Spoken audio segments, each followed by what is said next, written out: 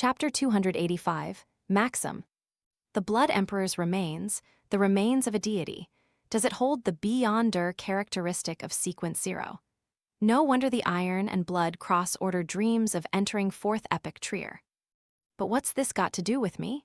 As a Sequence 7, I don't even dare think about becoming a demigod. Advancing to a Sequence 6 conspirer is beyond my consideration for now. All I can focus on is digesting the pyromaniac potion. I've got nothing better to do than contemplate high sequences or deity-related items. Besides, Madam Magician warned that such items always come with negative effects.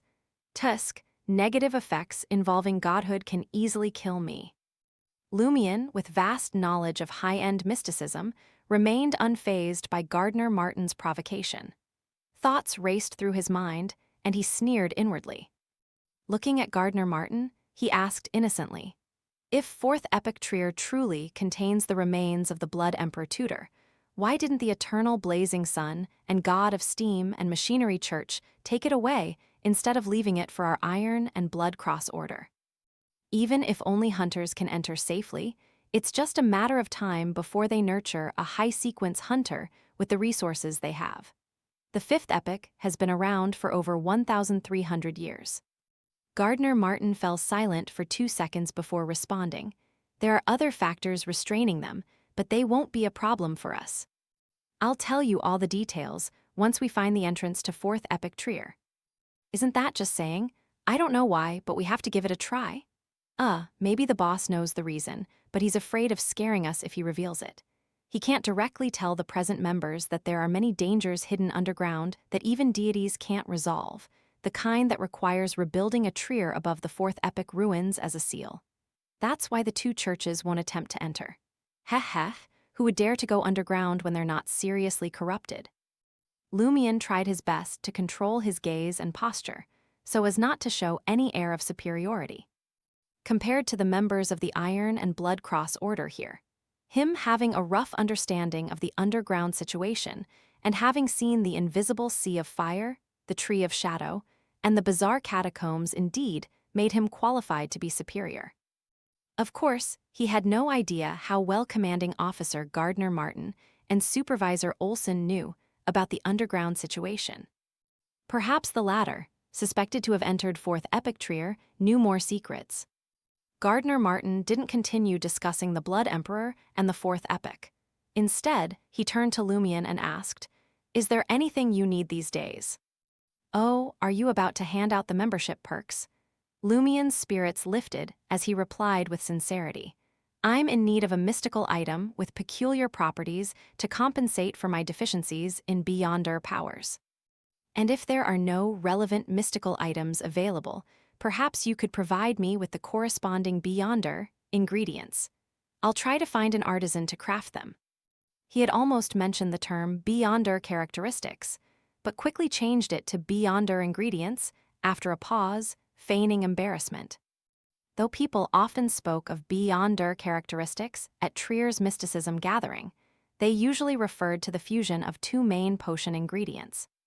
Of course, some people had long discovered that beyonders were also beyonder creatures, capable of producing ingredients for potion concoction, hinting at the law of beyonder characteristics' indestructibility. Typically, Lumion's mention of beyonder characteristics wouldn't attract suspicion or attention, but he needed to be cautious not to arouse suspicion from a conspirer like Gardner Martin. You really dare to ask," Albus mocked Lumion, shaking his feet with crossed legs. Even Parsifal, Vincent Lorraine, and the others wore strange expressions. None of them had dared to make such a bold request when they joined the Iron and Blood Cross Order. Undeterred, Lumion sneered back at Albus. "Why not? I'm not like some piece of trash who can't handle a reward. What the organization gives me today, I'll repay tenfold in the future." With a whoosh, Albus lowered his right leg and glared at Lumion with fiery intensity, clearly displeased with his response. The others, except for Faustino who maintained his butler demeanor, also showed discontent. Lumion's snide remark had included them as well. "Enough," Gardner Martin intervened, smiling at Lumion. "As the commanding officer, I must be fair. I can't grant you a mystical item right now, as others will protest. But don't worry, our Iron and Blood Cross Order is not stingy. Once you complete a few missions and accumulate enough merit, I'll provide you with a few mystical items to choose from. Meanwhile, before each mission, suitable mystical items will be temporarily provided to the participating members, ensuring their safety and mission completion. Lumion nodded, accepting the response. He hadn't expected much, but he still made the request in case Gardner Martin was in a generous mood. After a brief consideration, Gardner Martin added, I'll inform Renee that the advance you received was my reward to you. You'll still get your share from Salle de Balbrise in the future. Thank you, Coser, Lumion expressed his joy openly. This meant his membership door gift was 12,000 Verl d'Or, a significant sum. Hence, most of the money he spent on advancing to Pyromaniac came from the Aurora Order and the Iron and Blood Cross Orders financing.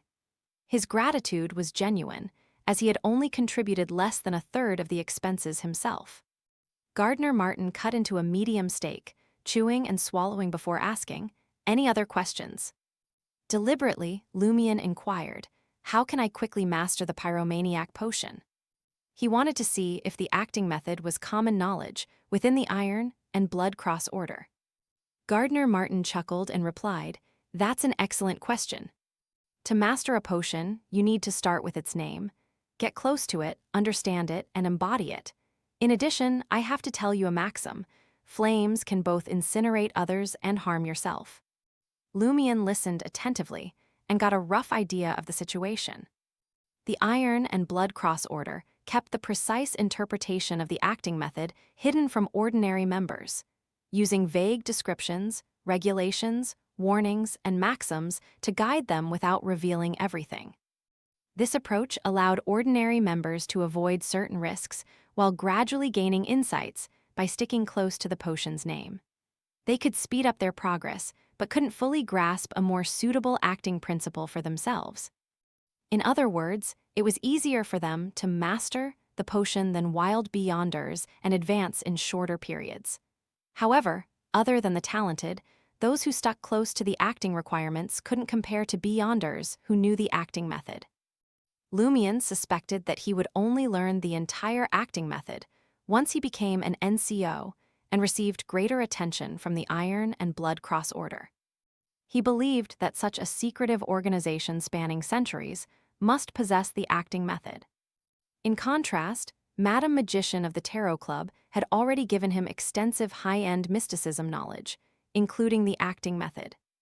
As for Mr. K, Lumion was unsure if he had forgotten to teach the method due to devotion to his prayers and work, or if he believed Lumion would naturally encounter it at the Iron and Blood Cross Order, and exposing him to this knowledge too early would put him at risk of exposure. Pyromaniac is all about setting fires. Just go to the National Convention building and set it ablaze.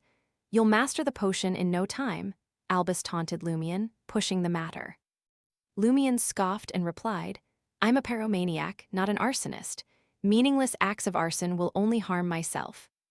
Albus sneered, how do you know it's meaningless? Burning is the meaning. Lumion clicked his tongue. Then why don't I burn your hair too? After engaging each other for a while in an argumentative manner, Gardner Martin intervened in the conversation, which was becoming increasingly meaningless and close to a personal attack. Lumion shifted the conversation to probe the Iron and Blood Cross Order's knowledge of the underground. I went to the catacombs some time ago and sensed something amiss, but I couldn't figure out what it was. Coser, do you know anything about it? Gardner Martin glanced at Supervisor Olson beside him and finally replied, that has nothing to do with our actions. You don't need to know. All I can say is that the danger lurking there is as serious as that in the Fourth Epoch Trier. Lumion nodded thoughtfully and continued asking questions while enjoying the delicacies.